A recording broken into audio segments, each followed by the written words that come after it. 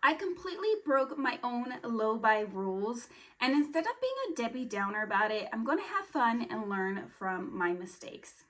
Hi guys, welcome back. If you're new here, my name is Melissa and I am attempting a low buy year. Now I started this in the beginning of December, and up until this point, I did really well.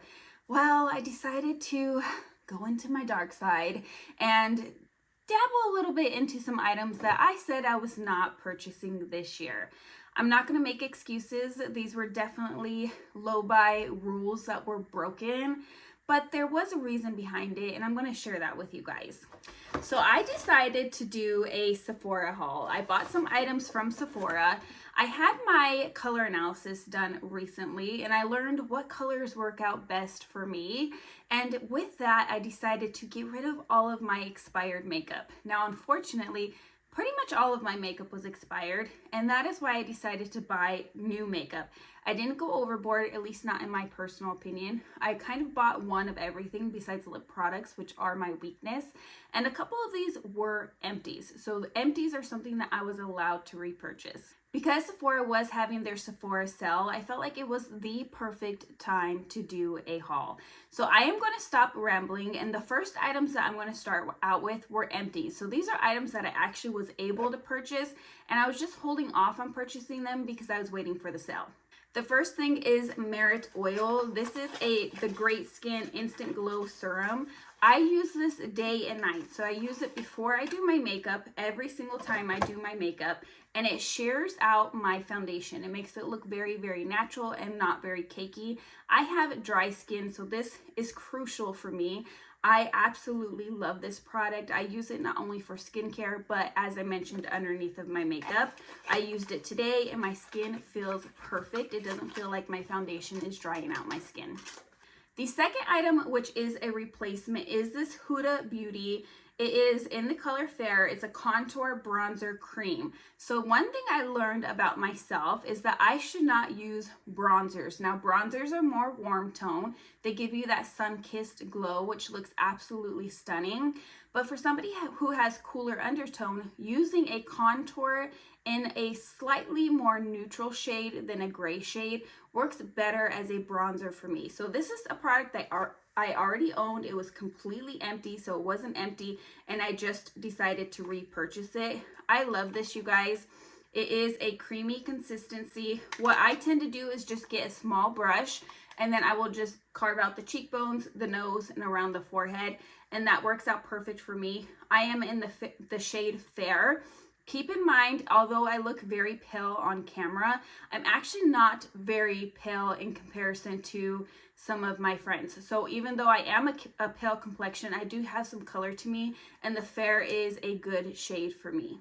The next item, which was somewhat an empties, I ran out of my setting spray quite a while ago, and honestly, you guys, I'm one of those people who absolutely hates buying setting spray. I don't know what it is, but I hate buying it, but I need it because my skin is so dry. And I recently was watching Hello Catwalk City's video, and she talked about this one and how much she loved this one, and I have used it. I used it today. To me, honestly, you guys, it's not worth the 50 bucks that I spent on it. I could have got a different setting spray that would have been perfect, but I do like it. It is nice. It's supposed to be dewy and luminous. I don't find that to be the case. If I want something dewy and luminous, I would rather go for my oil underneath of my foundation, and that works better for me, but I've only used it twice, so I will keep you guys updated on this.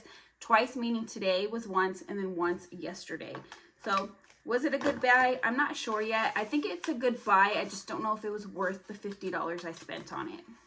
The next item, which was also an empties, was this powder here. I've been out of setting powder for quite a while. It's another one of those things that I just don't like to spend money on, so I hardly ever buy it, even after I run out of it. But I heard really good things about the Givenchy Prism Libre. I hope I am pronouncing that correctly. It has 4 little pods in here, and I did use it today.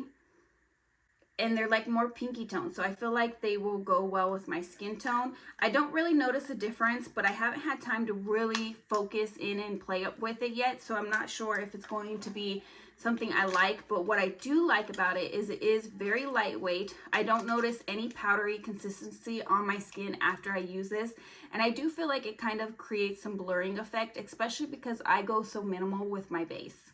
Okay, this last little bundle of items are definitely not empties. They were just things that I wanted to play with. One thing is going to be a eyeshadow palette. So all of my eyeshadow palettes that I currently have are expired, and I saw this one and I thought it would be great because it's mostly cool tone, but it also has a couple of neutrals. It's the Natasha Denona I Need a Nude palette. I did go through all of her palettes to see which one I thought would work best for me and which one had the most amount of colors that I thought I would wear on a day-to-day basis, and this is the one that I went with. I did use it today, and so far I am really loving it.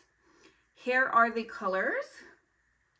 I think that they are absolutely beautiful. Now these couple of peachy tones here, I don't know how much I'm going to get some use out of, but this row right here and these couple right here are definitely going to be staples in my collection.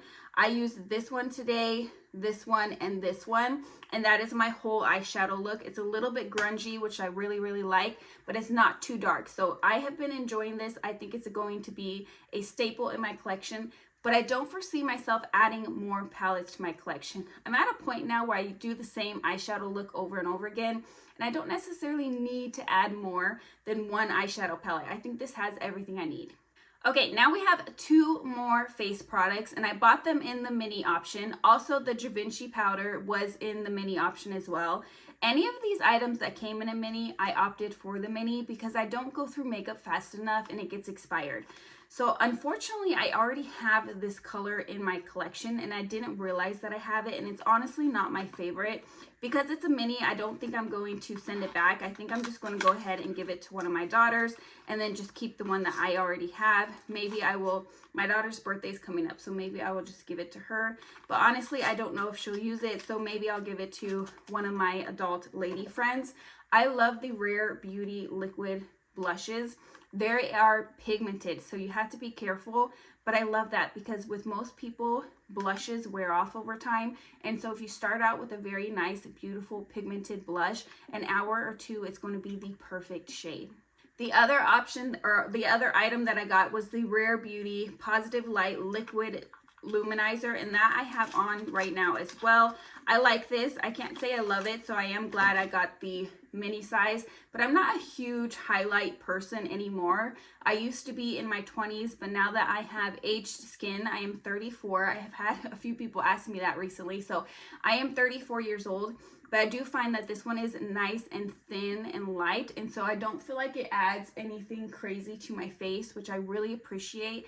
And I also feel like it doesn't add to my wrinkles. It doesn't settle in my wrinkles because it is such a thin consistency. So if you're looking for a highlighter, I do recommend this one. I'm just not a huge highlighter person anymore. I typically go for a blush that has a little bit of luminosity in it, and that's enough highlight for me. But I do think that I will use this, and I'm glad that I picked it up, and I'm also glad that I got the mini size. Now we have some lip products. I was really, really excited about these. If you aren't new here, then you know that I recently had my lips dissolved. I had lip filler. They were way too big, way too puffy. The filler was starting to migrate. It looked really, really bad. Now, am I going to get lip filler in the future? I don't know. As of right now, I'm really enjoying my smaller lips. But with smaller lips, I find that there's different products that work better. So what I've been doing is just lining my lips. Like right now, I just have lip liner on, and then I just blend it out with my finger, and I really like that look. But sometimes I want something a little bit glossy on top, and I saw the Maracuja Lip Juicy Lip in Tarte and the Lip Plumper, and I wasn't sure which one I wanted to try. So when I saw that this came in a pack, I used it already. That's why I don't have the box. I was really excited. So this one is more of a like just a nice glossy look, very natural looking. I think it's absolutely beautiful. But this one, you guys, it's sparkly and it's so fun and so pretty. Hopefully you guys can see that. I'm not a makeup guru, so I'm sorry about my swatches and things, but look how pretty that is. It is so sparkly. I wore this yesterday, and one of the things that I really loved about it is even after the color wears off, you still have those little sparkles left over, which I found to be very, very beautiful. I do have to be careful with the sparkly one because it is so light and so pale that it almost looks too pale. So I had to put a brown lip liner underneath, and it was beautiful. I can foresee myself adding more of these to my makeup collection in the future, but not right now because we are toning it down. We are to the last two items, and these are two items that I think are absolutely beautiful. They are lip items again, so I got the Fenty Beauty by Rihanna Gloss Bomb. I've owned her gloss bombs before, and I just recently got rid of them because they were expired.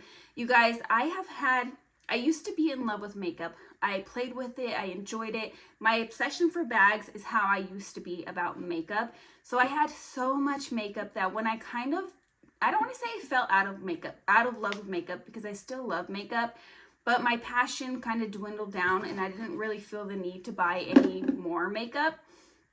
When I got to that point, I had so much makeup that I haven't had to buy any new makeup. So it's been about 5 years realistically since I've purchased any makeup other than Merit. And Merit just caught my attention because of its thin, dewy consistency. So I have purchased Merit products in the last year.